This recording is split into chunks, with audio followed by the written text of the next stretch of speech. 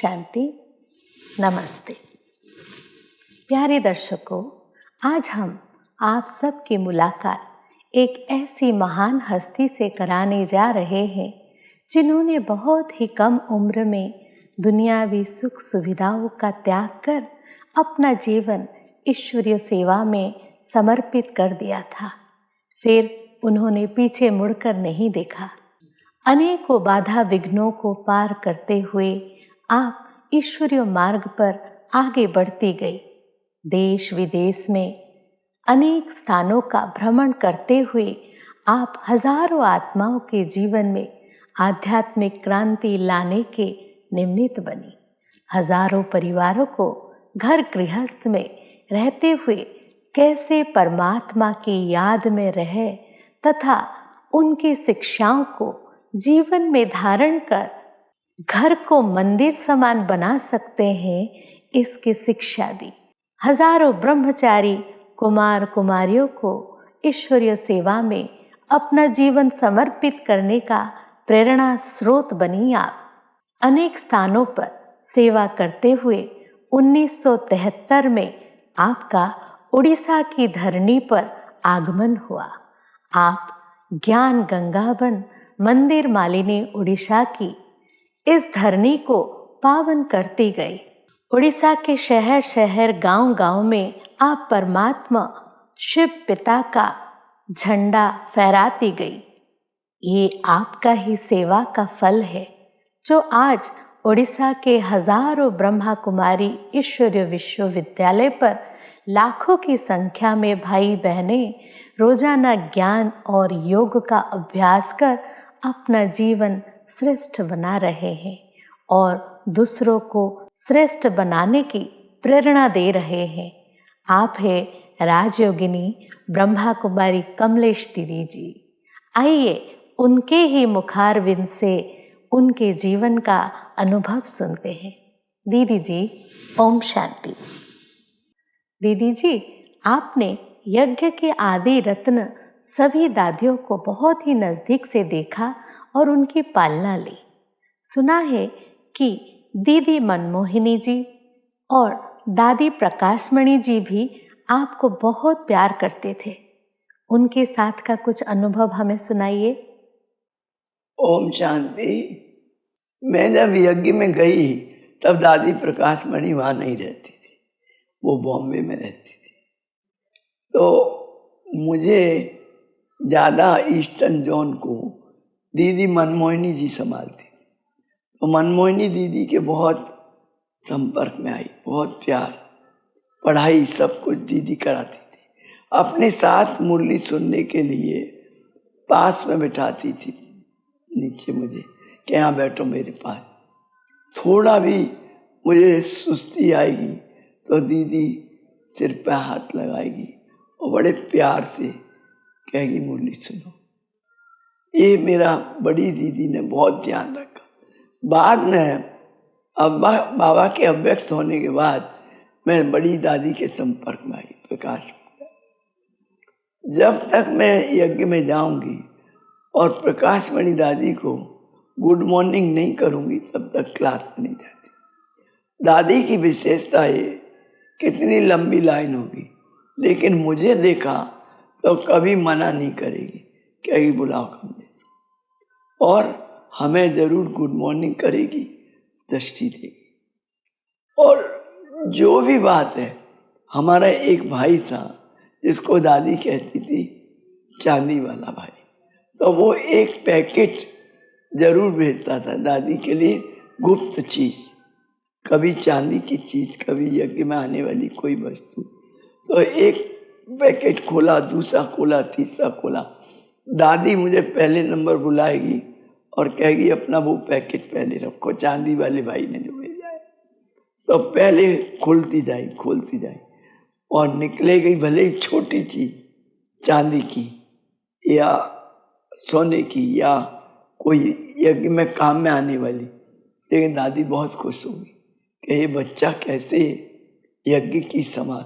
एक बार हमारा करीब 200 या 100 के नील के पैकेट भेजो, छोटे छोटे। वो दादी ने खोले, खुश हो गई।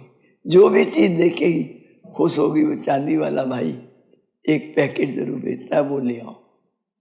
और दूसरा, हम जब भी दादी को गुड मॉर्निंग करने जाएंगे, कभी लौटाया नहीं, एक शिक्षा जरूर दे देती, कभी कुछ कभी कुछ। बच्ची अपना देखो, विशाल हृदय रखो।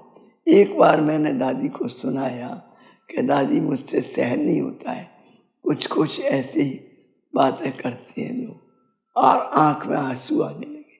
तो दादी ने मोहिनी दीदी को कहा कि जाओ पहले इसका आंसू पोंछ के मुंह धुला के मेरे पास लाओ।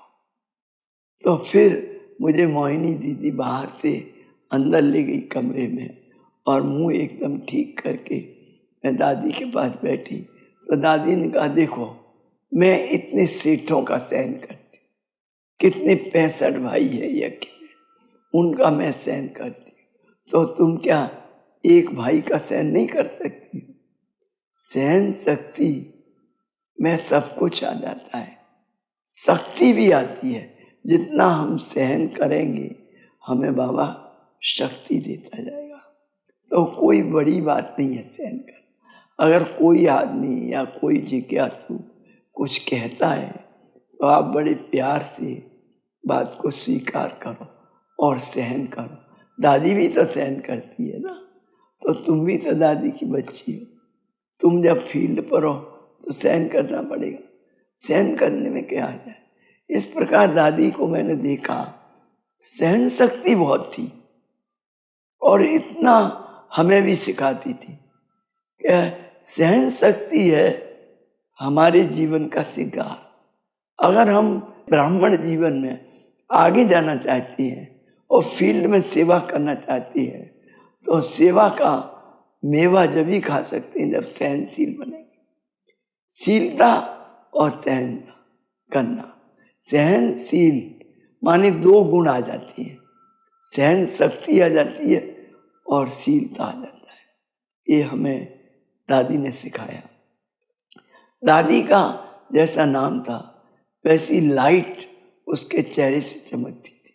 मैंने दादी को कहा, दादी मैं जब तक आपसे मिलूंगी नहीं, गुड मॉर्निंग नहीं करूंगी, तो मुझे शक्ति नहीं आती है और मैं शांति और खुशी नहीं पा सकती। तो दादी जब भी जाती थी, जिस टाइम जरूर मिलती थी, कभी वापस नहीं लौटाया।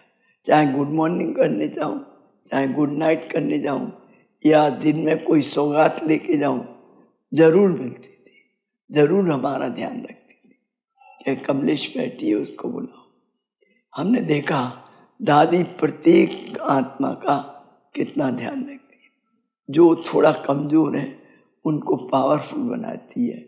और हम जहाँ रहते थे वहाँ इतने अच्छे अच्छे पत्र भेजती थी, तो कभी भी उमंग उल्लास न टूटे। एक बार एक सन्यासी आया और इधर उधर की बातें करके छू मंतर कह के बाहर जाने लगा। तो मैंने दादी को आंख में आंसू ला के पत्र भेजा और कहा कि दादी मैं कैसे सहन करूंगी। तो दादी ने बड़े उमंग उल्लास से कहा कि तुम्हारी रक्षा करने वाला रक्षक कितना बड़ा है, वो साधु तुम्हारे आगे क्या करेगा। तुम्हारी शक्ति से वो अपने आप भाग जाती है। तो दोबारा मैंने देखा कि हमारी दादी को प्रकाश मणि दादी नाम है, प्रकाश हमारे तक पहुंचता था। उसको याद करने से हम जो भी सेवा करते थे हमें सफलता मिलती थी, और कभी भी हिम्मत हारने का काम नहीं किया, ना भय, सब निकल गया, निर्भय हो गए, शक्तिशाली बन गए और सेवा के फील्ड में आगे बढ़ने लगे। और पहले हमारी 2-3 किताबें छपती थी, तो दादी मनमोहिनी ने कहा कि ये इतनी बड़ी सेवा करती है तो इसके लिए पहले किताबें और ज़्यादा छपें। हमें एक ड्राफ्ट भिजवाया दादी के द्वारा कि आप पहले यहाँ 11,000 का 10,000 का ड्राफ्ट भेजें, और हमने उससे किताबें छपाई। आज लाखों का लिटरेचर वहाँ छपता है, और वो उड़िया किताब का हेड ऑफिस बन गया। दादी ने देखा, दीदी ने, इतनी बड़ी सेवा ये कर रही है। चारों तरफ सेंटर खुलते गए, उसमें दादी का प्रकाश भरा हुआ है। हमने देखा जैसा दादी का नाम था वैसा प्रकाश चारों तरफ फैलता था। हमें अनुभव होता था, बाबा भी, दादी भी, दीदी भी, सबका अनुभव होता था। हम अकेले कैसे नहीं संभाल सकते। तो दादी दूर बैठ के अपने पत्रों के द्वारा भी, मुन्नी दीदी पत्र लिखती थी, पर बहुत अच्छी अच्छी बातों में, सुनहरे जैसे शब्दों में इतनी शक्ति, उमंग, उत्साह और बल भरती थी कि हम वहाँ सेवा फील्ड पर अनुभव करते थे कि दादी हमारे साथ है, तभी इतनी सेवा आगे बढ़ रही है। हर 2 महीने में एक सेंटर खुलता गया और कितनी उड़िया बहनें निकली और कितने भाई बहन निकले हैं, हजारों।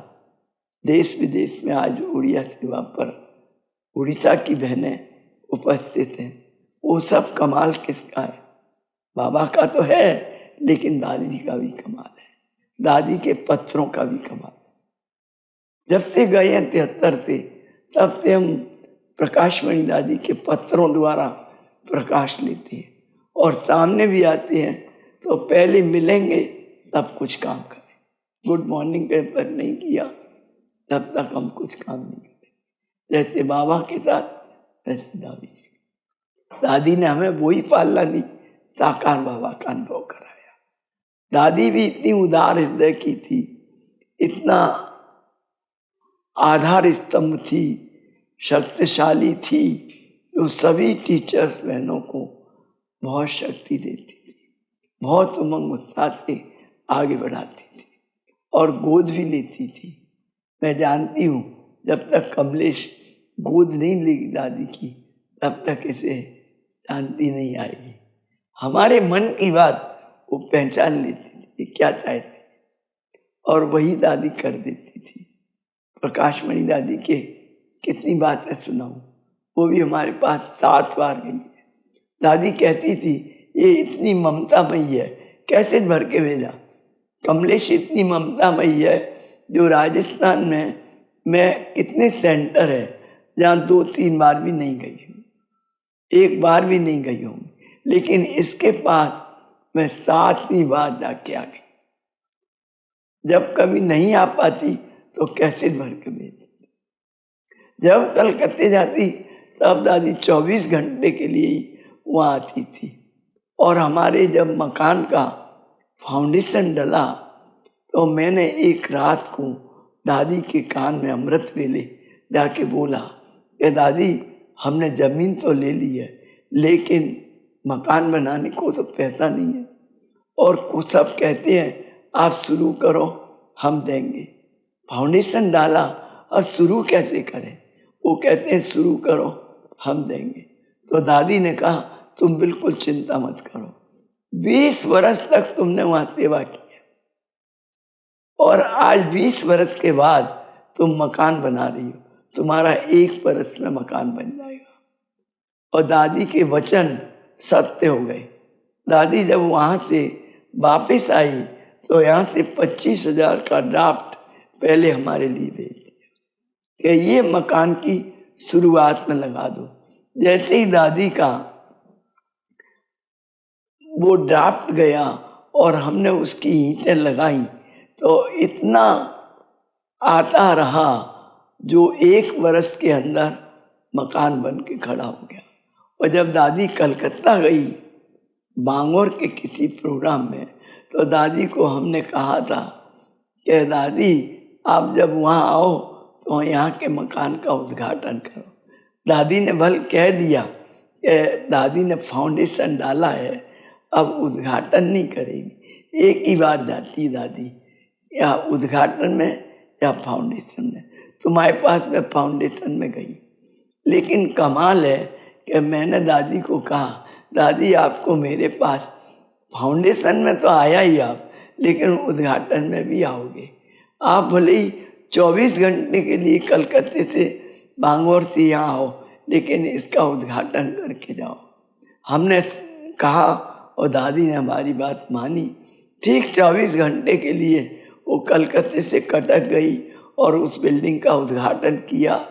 और जो वहाँ के चीफ मिनिस्टर थे आए 5 मिनट के लिए, लेकिन दादी से मिलने के लिए वो 1 घंटा तक बैठे रहे, दादी से बात करते रहे। इतना दादी के अंदर एक चुंबक का, शिक्षा देने का तरीका, पढ़ाने का एक चुंबक था। तो वो चीफ मिनिस्टर चुंबक बन के बैठा रहा और दादी से मिलता रहा विजिटर्स रूम में। फिर उद्घाटन में हम ऊपर गए। मैंने कहा दादी आपको हमारे पास दोनों टाइम आना पड़ा, दोनों टाइम आए, आपको कितना ना हम धन्यवाद करें। तो मुस्कराने लगी, तुम तो ऐसी हो कमले, दादी के बिना तुम्हें ना खाना अच्छा लगेगा ना पानी पीना अच्छा लगेगा, तुम मछली हो। ऐसे भी दादी कह देती, मैं जानती हूँ तुम्हारा दिल क्या है, तुम्हारा मन क्या है। हर बात पर मेरा ध्यान देती थी। और दादी ने हमारे मकान का फाउंडेशन भी डाला और जैसे कहा चुटकियों में आ जाएगा, वैसे ही धन आया और 1 साल में बिल्डिंग बन के खड़ी हो गई। आज देखो तो दादी की संकल्पों से, बाबा के संकल्पों से रिट्रीट सेंटर भी बन गया और दूसरी बिल्डिंग भी 5000 स्क्वायर फुट में 3-4 मंजिल की खड़ी हो गई। इस प्रकार हमारे 3 बिल्डिंग खड़ी हो गई। रिट्रीट सेंटर बना, पुराना सेंटर, और 92 में उसका उद्घाटन हुआ। 2005 में गुलजार दादी गई, रिट्रीट सेंटर का उद्घाटन हुआ और दादी भी गई, लेकिन उस टाइम नहीं गई, उद्घाटन के टाइम पर गुलजार दादी। बाकी जो पहला मकान है उसका दादी ने 90 में फाउंडेशन डाला और 92 में उद्घाटन किया। उसमें दादी 2 बार गई और इतने अच्छे अच्छे पत्र मुन्नी दीदी के द्वारा भेजती थी। पत्र पढ़ के ही हमें उमंग उल्लास आता। दादी को हर एक टीचर्स के अंदर उमंग उल्लास भरना, हिम्मत बढ़ाना, साहस देना, आगे कैसे बढ़ो, कैसे बाबा की सेवा करो, सेंटर खोलो, आगे बढ़ती जाओ, उमंग उल्लास रखो, बाबा रक्षा करता। हमने ही देखा है, कभी मन को छोटा मत करो, कभी भी थॉट्स कमजोर मत करो, बाबा दादी दीजियाँ शक्ति देती है। आज भी पालना कर रहे, अनुभव करते हैं। आज भी हम दादी की पालना से निंदा है। आज दादी ने अपनी जगह पे मुन्नी दीदी को बिठाया है, तो मुन्नी दीदी की पालना भी ऐसी सुंदर है, थोड़े में भरपूर कर देती है और एकदम अच्छे से संभाल। हम खुश होकर, संतुष्ट होकर रहती है, आती है, जाती है और बहुत खुशी मिलती है। दादी की बातें सुनने में और सुनाने में हम थकते नहीं। पहले भी 1-1, 1.5 घंटा बोलते थे और हम अकेले रहे तो अभी बाबा ने हिम्मत दी, तुम माता, कोई डरने की बात नहीं, तुम्हारे साथ में हूँ। 1 टाइम खाना बनाते थे, 3 टाइम खाते थे और 8 घंटा दादी की, बाबा की सेवा में रहते थे। क्या 8 घंटा मेरी बच्ची गांव में है, सेवा करती हैं। ये मुरली जब चली तो किसके लिए चली? और एक मुरली चली कि ऐसे क्रोध करते हैं बच्चे, जो पानी के भरे मटके भी सूख जाते हैं, वो भी किस आत्मा के लिए, वो भी हमने अनुभव किया।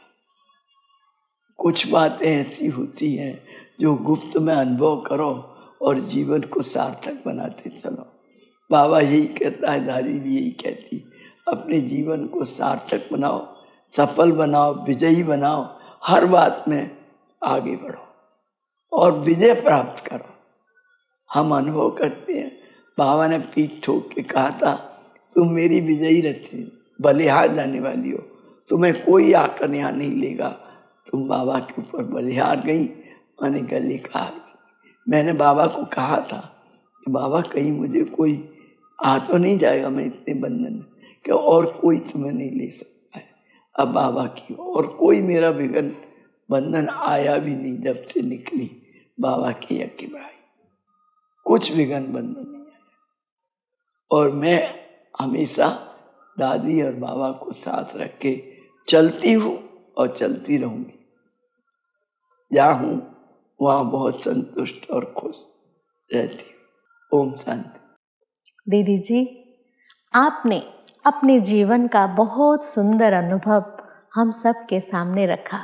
आपका ये अनुभव अनेक आत्माओं को ईश्वरीय मार्ग पर चलने का प्रेरणा देगा। दीदी जी, आपका बहुत बहुत धन्यवाद। तो प्यारे दर्शकों, उम्मीद करती हूँ कि ऐसी महान आत्मा का अनुभव आप सबको बहुत अच्छा लगा होगा तथा आपको भी अपना जीवन ऐसा महान बनाने की प्रेरणा मिली होगी। आज तो समय हो चुका है, आज्ञा चाहती हूँ। हमारे अगले कार्यक्रम में फिर मुलाकात होगी। धन्यवाद। ओम शांति।